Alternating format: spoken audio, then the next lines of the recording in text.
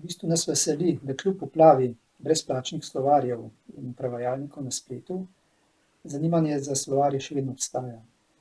In v okviru Termanje smo pravzaprav ponosni na neke 3 stvari. Prvič, da smo po zaprtju slovarskih oddelkov pri večini slovenskih založb praktično edini, ki še naprej ponujamo vse vrste slovarjev, ter na neki način spodbujamo še vedno zanimanje in potrebo po kvalitetnih slovarjih, predvsem terminoloških.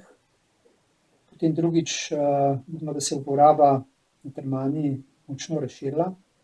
Imamo že veliko število stalnih uporabnikov in pa da se je seveda razpoznavnost v zadnjem času zelo hitro širi. Verjetno tudi zaradi velikega števila brezplačnih slovarjev, ki so na Termani že na voljo. Kot tretje pa moram reči, da dobivamo kar v večini pozitivne ocene.